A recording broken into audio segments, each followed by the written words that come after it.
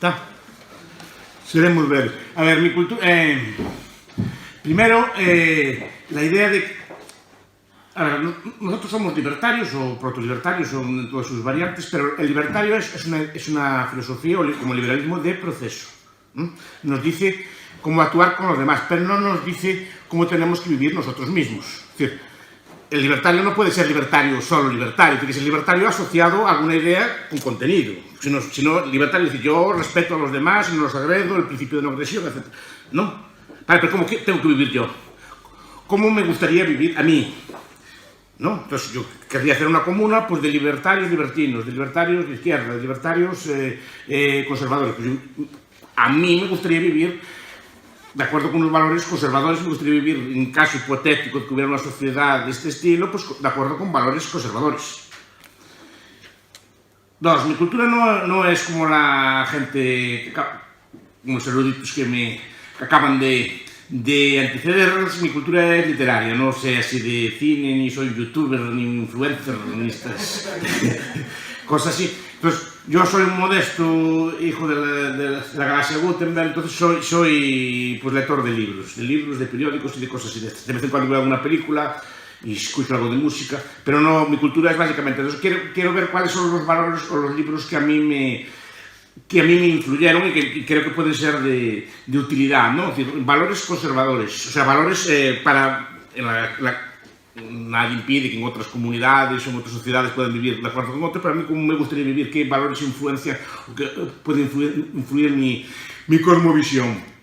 Entonces, voy a hablar un poco de libros, no de literatura libertaria, eso ya hablé en alguna ocasión, de qué libros, qué novelas, y debe estar grabada por ahí, de qué novelas son libertarias, sino que novelas me influyen en mi cosmovisión, o la cosmovisión que a mí me gustaría, y hablo por mí solo y por mí, no digo que tenga que ser un deber ser, sino que es lo que me gustaría a mí, y qué libros me influyeron, y cómo veo esta visión de literatura. Entonces yo distingo como tres planos, o dos planos de literatura. Uno, la literatura, pues hay una literatura que a mí me influyó mucho, que es la literatura, digamos, económica popular, que me influyó mucho en otros valores. Por ejemplo, todos los libros, desde Benjamin Franklin, el almanaque del pobre Richard, ¿no? Todos estos libros que enseñan valores de frugalidad, de ahorro, de virtud, de cumplir los tratos, de cumplir las promesas, etc., ¿no? Pues está esto, el libro de... Hay un señor que a mí personalmente me fascina, que no es conocido, que se llama Samuel Smiles, no sé si alguien lo conoce. Todos sus libros a mí me inspiraron mucho, pues se llaman Vida y Trabajo, Ahorro, se llaman así los libros. Y enseñan, y es una persona, fue un empresario británico del siglo XIX, fue muy popular en su época, y se dedicó a propagar valores pues, entre las clases obreras británicas. Su misión era divulgar los valores de triunfo, de capitalismo, etc. Y eran valores morales. Se llama, por ejemplo, el valor de la frugalidad, del ahorro, incluso, por ejemplo, pues todos aquellos valores que se olvidan de remendar la ropa, pues de hacer cocina con sobras, por ejemplo, ¿no? Hoy día son cosas que se consideran ridículas, ¿no? Pero aquellas cosas que hacían las abuelas de antes, que hacían las madres, que hacían, pues, como hacían croquetas con la carne del día, ese tipo de cocina, ese tipo de valores los defendía. Y defendía los valores de la vida frugal, del orden, de este tipo de cosas, que son valores que requieren de mucha disciplina.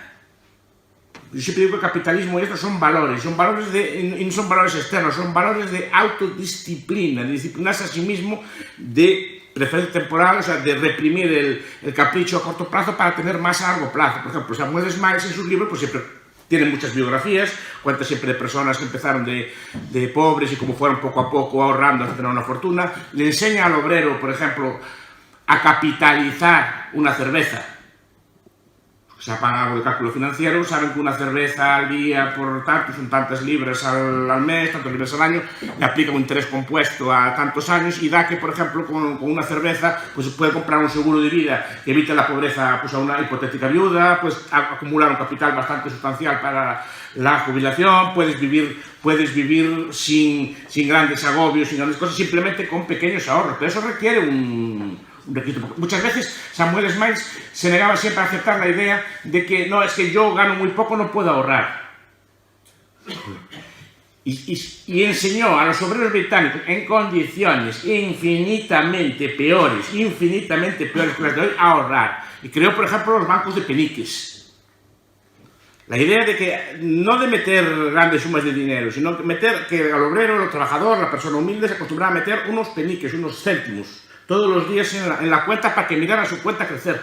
Y eso creaba una dinámica, ahora, una dinámica de refuerzo positivo, que las personas no solo ahorraban, sino que cambiaban su vida y se volvían frugales, se volvían más ordenados, nunca vivían por encima de sus posibilidades, etc. No se acostumbraban a vivir al crédito, ¿no? Entonces, este tipo de autores me interesa mucho este tipo de literatura. Por ejemplo, todos estos libros de Classic, por ejemplo, El hombre más rico de Babilonia. Estos no es alta literatura académica, no vayan a pensar que son libros así muy teóricos del ahorro, del capital, como los de Bombardier, que sí, con estructuras de capital intertemporales y cosas. No, simplemente dan consejos pequeños, populares, para que las personas pues intentaran salir de pobres. Y este tipo de literatura me influye mucho porque es una literatura en valores. Es decir, no es solo es ahorrar. Para ahorrar tienes que domesticarte a ti mismo, tienes que controlar, digamos, a tu cuerpo, a tu mente, a tus ganas del placer a corto plazo, para después pues, tener una vejez digna, para que no te... si viene una desgracia, pues tener algo asegurado, tener una cosa que venga así, y así estos valores son adquiridos, no nacen de la tierra. Yo creo que el ser humano, la tentación es vivir al momento, vivir el día. Lo otro requiere una disciplina, requiere un aprendizaje, y esos valores son aprendidos en libros como estos. Son libros que muchas veces le llaman de autoayuda o así, pero ahora son distintos, ahora son zen, son así del Tao. Tanto le gusta ya a Dani, ¿no? Esta cosa así, no, eran simplemente valores para personas corrientes, como ahorrar, y esa literatura muy frecuente, pues cómo ahorrar, pues cómo hacer un vestido pues, de unas cortinas viejas, cosas que hoy en día es un ejemplo, ¿no? Son cosas muy ridículas, pero a día de hoy parece ridículo, ¿no? Pero es la mentalidad, no es el hecho en sí. Probablemente sea más barato comprar la prenda nueva que remendar en el trabajo, eso no tengo duda, pero es la idea, es decir, no vamos a tirar con las cosas, con el pan vamos a hacer pues un dulce, con el pan sobre un dulce con un pan con leche, un dulce así de ese estilo, una torrija, una cosa así, vamos a... Era esa mentalidad con la que vinieron criados, supongo que la gente de antes. Eso estaba en la literatura popular, de los libros de Dale Carnegie, por ejemplo, o autores de este estilo, ¿no? Eso abunda, Napoleón Hill. Hay muchos de cómo piensa, o sea, son libros que enseñan este tipo de valores. Y el valor, por ejemplo, que enseña Classic, El hombre más rico de Babilonia, simplemente es un consejo. Viva siempre un poco por debajo de lo que gana. Así siempre será rico. Es siempre consejo. Pues esa literatura a mí me influyó mucho, ¿qué quiere? Claro, no es una literatura así de alta academia, ni es de algo así, pero a nivel popular está muy bien. Yo sigo leyendo y releyendo con mucho placer ese tipo de lectura. Y yo lo recomiendo, y se consiguen fácilmente, y se consiguen por ahí. Ahora hay libros de finanzas más sofisticados, y cosas así, pero a mí me gusta. Pues para la gente común que no tiene así, tenía cuando no era pequeño, que no tenía cosas, ese tipo de cosas a mí me influyeron mucho. Entonces, está quiero decir que es entre literatura que no, por lo menos yo no la despreciaría tanto, como parece que es de segunda mano, pues de autoayuda, pero yo no la despreciaría. A mí me enseñó muchas cosas. Dos, otro tipo de literatura que a mí siempre me gustó mucho son las biografías. A mí son confesiones que hago aquí, me gustaron siempre mucho las vidas de santos. Por lo mismo. Se llaman valores, pues esto pues de sacrificio, todos aquellos libros de la tentación de San Antonio, de Flaubert, la leyenda de San Julián, bueno, de todos la reliquia de esa de Queiroz, pero en general todos los libros que hablaban de vidas de santos, ¿no? Así como aquellos anacoretas, ¿no? que subían en la época del monaquismo, ¿no? San Antonio, por ejemplo, San Pacomio, que siempre tuve mucha fe, etc. No, me gustaban porque eran capaces de renunciar, no eran capitalistas obviamente, pero sí que eran capaces de renunciar, eran capaces de autodomesticarse, que para mí me parece la cosa más difícil que existe. Domesticarse a sí mismo, controlar los vicios, controlar las pasiones, conocerse a sí mismo. Entonces, siempre me interesaban mucho pues, esas vidas, las andanzas que tenían. Tengo cierta devoción también por los libros de los primeros cristianos, con admiración. No sé, de esta gente, pues iba allí, no iba de buena gana, pero bueno, no renunciaba. Es decir, no, iba allí, pues le decían, jura al emperador, y es una cosa muy fácil, pero no renunciaba. ¿no? Y a mí eso siempre me impresionó mucho, toda la leyenda de Fabiola, todas aquellas leyendas, novelas, ya sin entrar en historias, ¿no? Por ejemplo, sin entrar en la leyenda áurea, ¿no? Todos estos libros medievales de vidas de santo, pero bueno, estas novelas de Rex Barnes, Los Conversos, por ejemplo, esas novelas de los primeros cristianos, de Robert Graves, ¿no? El Rey Jesús, más bien sobre la época de Cristo, pero bueno, esas novelas que también de un autor socialista como Howard Fuss, mis gloriosos hermanos, se llama así, ¿no? Sobre la revuelta de los Macabeos, pero esas vidas, es decir, cómo vivían aquella gente toda, pues les ponían una cosa y cómo eran capaces de... Entonces, esas vidas de sacrificios, esa vida de autodominio, a mí siempre me impresionó mucho ese tipo de literatura. Entonces, digo, a mí es una literatura que personalmente me gusta, es decir, una vida, bueno, de autodominio, de autodefensa, de autocontrol. Entonces, me parece muy interesante. Y en general, todas las biografías. Tuve la suerte que mi padre Padre Caso me regaló una vez una colección de biografías y yo leía a aquellos señores que vivían ahí, que no conocía de nada, pues si Mozart, que si Chopin, que si Beethoven, que si... Pero miraba qué hacían aquellos señores. Y miraba algunas personas de ellas, me resultaron interesantes y yo aprendía de ellas. Y también miraba, estos señores presentaban como unos valores de cierto heroísmo, como decía Dani antes, de cierto trabajo, de cierto esfuerzo, se superaban. Edison estaba allí todo el día haciendo cosas por la noche, estaba inventando cosas, etc. ¿no? Ese tipo de cosas a mí moralmente me influyeron mucho. Y de hecho siempre he hecho mucho de menos, por ejemplo, que en la educación se olvide este tipo de cosas. Yo sé que históricamente, hasta el siglo XIX, aún Napoleón se educó así, se educaba a la gente con las vidas paralelas de Plutarco. La educación de cualquier persona, bueno, de los que estudiaban en aquel momento, ¿no? Pero una educación seria incluía las vidas paralelas de Plutarco, como saben, son un conjunto bastante voluminoso de vidas de gente y héroes de la antigüedad, con sus virtudes, sus cosas así, pero que enseñaban valores, cada uno te enseñaba un valor distinto, uno el valor, otro el coraje, otro la inteligencia, pero enseñaban valores, ese tipo de literatura siempre me interesó. Y después, claro, todas las vidas así un poco, relatos un poco heroicos de personas así que salieron de pobres y lucharon, o de personas que construyeron, muchos científicos, por ejemplo, gente de este estilo, ¿no? Inventores, empresarios, que empezaron sin nada en las condiciones más adversas, con una pobreza total, con unas familias estructuradas, que salían para adelante y que fueron capaces de hacer grandes obras, pues, en el mundo de la empresa, o en el mundo de la ciencia, o en el mundo de la cultura, sin contar con nada. Y a mí me impresiona mucho, pues, gente que vive en entornos analfabetos, que viven en entornos de ese estilo, pues como hasta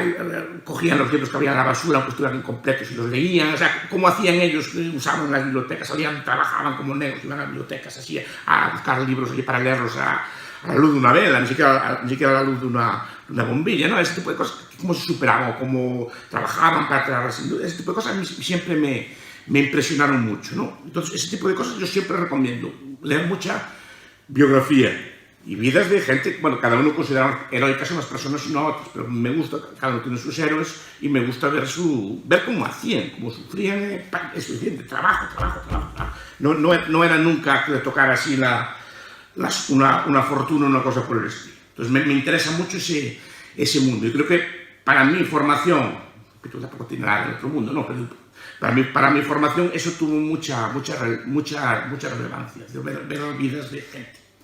También es un género que hoy día se olvida. Y las biografías se pueden comprar baratas en cualquier librería de viejo y yo creo que enseñan mucho. Y había aquellas de Stephen Zweig, que eran muy buenas, etc. Pero a mí me gusta mucho ese tipo de vida, cómo hacía ese señor, cómo hizo ese señor para esto. Bueno, pues el señor tenían temple moral, además eran biografías heroicas, ¿no?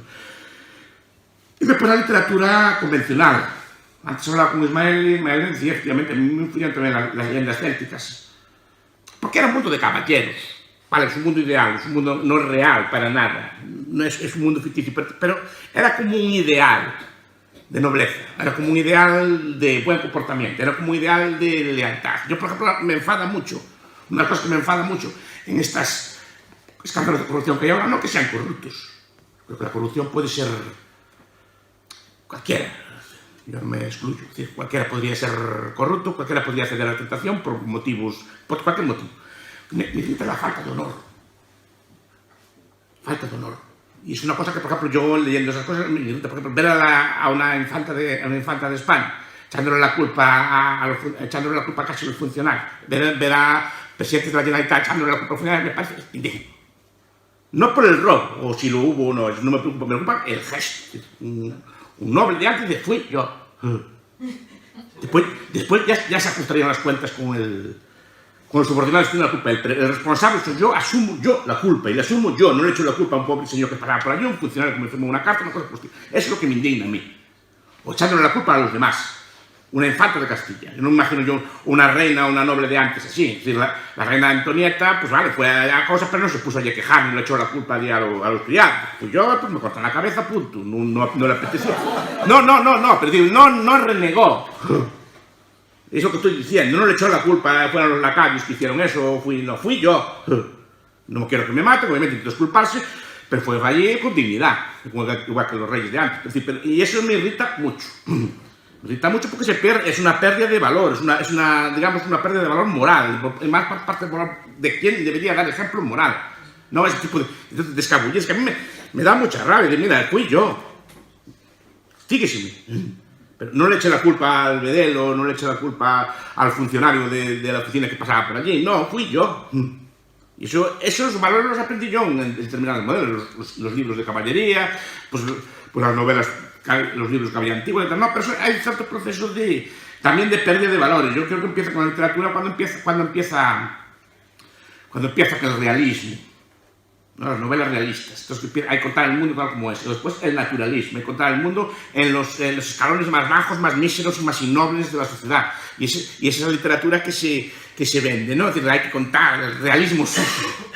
Y Raymond Carver, ¿no? Vidas cruzadas, lo peor, hasta la gente más honrada es así, ruin y mala.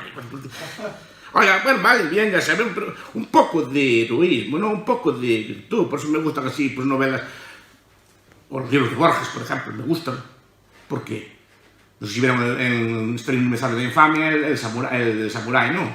A Ismael también le gusta mucho. Samurái es un libro, pero empieza porque uno de los personas ata mal un lazo y no sigue el ritual. Y no ata correctamente el lazo que tenía que haber atado.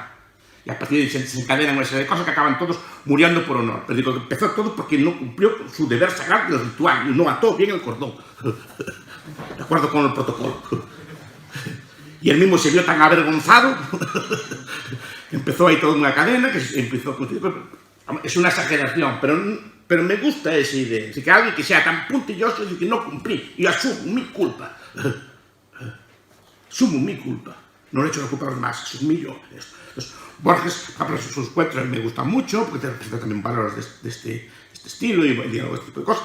Me gustan las novelas históricas tradicionales, aparte de los cuentos de caballerías y todas las leyendas de hadas célticas y todo eso, como le gusta Snorri Sturluson, como le gusta así a Ismael y cosas así, ¿no? Pero eran nobles, o el libro de este estilo. Pero algunos de los escritores que hay, por ejemplo, ya el realismo ya digo que no me gusta. Ya empieza, como Dan Bovary, Flaubert y estas cosas todas así, ya empieza a pintar caracteres ya no tan buenos, sino que ya empieza a contar la vida con adultos o cosas por el estilo, no. Bueno, repito, no tiene nada de malo, son literariamente son novelas muy buenas, pero digo que no me gustan los valores que se transmiten. Por ejemplo, si vemos a otro que me gusta mucho, que es Walter Scott, que ya nadie conoce.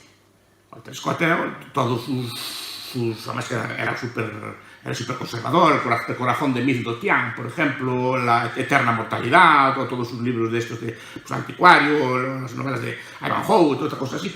Son caracteres heroicos. Y como decía mi hija antes, cada uno de sus personas sabe su puesto. Y un noble tiene que actuar como un noble. Porque es un noble.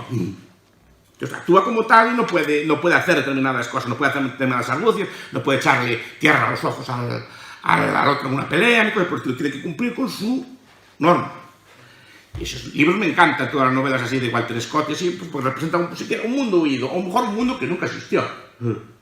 Estoy diciendo que este tipo de seres ideales y heroicos existían, sino que era un referente, era un modelo, era como algo a lo que llegar, que nunca vas a llegar, obviamente, a eso, pero sabías lo que había que hacer. Entonces, ese mundo a mí me gustaba, me gustan, por ejemplo, novelas así conservadoras tipo Cristina Lavransdatter, no sé si alguien la conoce, de Sigrid Undset. Pues una gran novela, ahora creo que solo hay una edición chilena, ya muy antigua. Una novela fantástica, de la Edad Media, pues aquellos valores así, pero no eran de la Edad Media aristocrática, sino que era una familia, pues pues de campesinos ricos de Noruega de la Edad Media, pues como ellos prosperaban, cómo trabajaban la tierra, cómo iban haciendo, etcétera, ese tipo de cosas, como tenían unos valores éticos que cumplían, de deber, de pagar las deudas, de criar bien a los hijos, tipo de cosas, y no había maldad en ese libro. No hay maldad, por ejemplo, en el Silas Marner de Llorell, que es una novela que me gusta mucho, ¿no? Son libros de gente buena. Gente buena. Y ahora las novelas no son gente buena, sino que es como vimos antes en los vídeos, cuanto más malo es el rapero, cuanto más malo es el protagonista, mejor. Entonces, ese tipo de novelas me gustan, ¿no? Me gustan las novelas, los libros de Chesterton, porque es un gusto común que tenemos aquí, ¿no? Pues por los valores que transmite el padre Brown y ese tipo de novelas o libros como Ortodoxia, ese tipo de cosas así. Entonces, traen ideas, etc. Y me gustan autores así reaccionarios, que ya no quedan mucho. Por ejemplo, me gusta mucho, por ejemplo, en España me gusta mucho Alarcón. Pedro Antonio de Alarcón, no sé si lo conocen. Nadie conoce, ¿ve? Fue muy famoso en su tiempo, pero era un autor muy conservador, pero también, por ejemplo, El niño de la bola o... y son grandes novelas, no estoy refiriéndome aquí a novelas así menores, o El sombra de tres picos, o cosas por esto. Son novelas con valores, pues, de gente campesina o así honrada, que cumple con su deber, que se vea muchas veces avasallada por el rey o se vea avasallada por alguien injusto y al final triunfa el bien, pero somos gente honrada y triunfa el bien, y son los valores buenos. A mí eso no me disgusta. Entonces, novelas de Michel Tournier, por ejemplo, a mí me gustan mucho también. Esparo mucho de Baltasar, o me gustan, por ejemplo, todos los libros de él, La gota de oro, no sé qué se veis, es el mundo de la... O sea, son libros que me parecen muy interesantes. Después hay autores que me gustan que son de corte más libertarios, tipo Gore Vidal y así, pero no son como valores, sino que son como contravalores, en el sentido de que Gore Vidal describe cómo es el poder en realidad, entonces, su historia de la novela, etc. Pero trato de recoger algunos libros que a mí me influyen. También me influyó Víctor Hugo, algunos libros, por ejemplo, el libro de Shakespeare me parece fantástico. El libro que tiene Víctor Hugo sobre Shakespeare, que no, aunque es de Shakespeare, no es de Shakespeare, es un libro muy bonito. Las novelas de Shakespeare, o mejor las obras de teatro de Shakespeare, me parece muy interesante. También se ven a veces esos destellos de valor, o esos destellos de honor, o de cosas por el estilo. Entonces, eso es lo que trato yo de... Sí. Curiosamente, y ya termino, hay un grupo de autores que coinciden en el tiempo con la aparición de la economía francesa, ¿no? En los tiempos de Shea, de Bastiat, o de Dunoyer, o de Charles Comte. Paralelamente se desarrolla alrededor del arsenal, no sé si tiene una relación, nunca investigué a fondo el tema, pero hay un autor que también parece que también transmiten este tipo de valores. Por ejemplo, Charles Nodier. Tampoco nadie conoce, claro. Nodier es un literato francés del siglo XIX, del siglo XIX, en la época que se crea la economía política francesa, pero también sus libros son así bonitos, con relatos bonitos, El hada de las migajas, por ejemplo, los duendes como Trilby, o todos esos cuentos que están recogidos en un libro que se llama Infernaliana, ¿no? Por ejemplo, todos, o Inés de las Sierras. Para mí son libros bonitos, así con héroes y con gente que cumple con su deber, que cumplen con su palabra, y que el malo es así, o las obras de Teófilo Gautier, por ejemplo, que me gustan mucho. Pero son de esa época. Después llega el realismo, ya empieza de tanto, que ya empezamos con gente mala, y después, claro, con todo el naturalismo. Entonces, yo lo que quería es bueno, decir básicamente que hay libros que pueden transmitir valores positivos y creo que pueden ser una buena influencia a la lectura. Yo creo que también ese proceso de destrucción de valores se debe también a la destrucción de valores en el arte. Ya no hay modelos, y el modelo es un contramodelo. Eso es lo que da la novela del antihéroe, ¿no? Así, el detective antiguo era un detective aristocrático también. Si mirabas o era un cura como el padre Brown, o era gente así como los cuentos de S.S. Bandini, ¿no? Eran así, pues, gente muy ilustrada, profesores de arte, gente así muy tal. Ahora no, es el antihéroe, es un tipo chupado, con unas gabardinas, bebiendo, ¿no? Así que ya, no, se pierde todo lo bonito, lo bello y lo hermoso. Weber tenía una frase, y acabo, que a mí me gustaba mucho, que hablaba del desencantamiento del mundo. Es decir, el mundo ahora está desencantado. Ahora el mundo es todo racional, es frío, y es verdad que la gente es mala, y somos malos todos, y no, yo por lo menos, y somos, tenemos pecadores y tenemos un montón de vicios. Pero bueno, porque siempre hay que sacar eso. ¿No tenemos también un aspecto bueno, todos nosotros no somos miserables si no miramos para adentro, pero tenemos también un cierto aspecto heroico, cierto aspecto, bueno, ¿y por qué nunca siempre nos sacan eso? ¿Y por qué la educación nunca nos mandan libros así? Muchos de los libros que es que ni los conocen. En una sala de gente culta. Una sala de gente culta, no es una sala normal. ¿Por qué? Es la pregunta. Aquí queda. Gracias.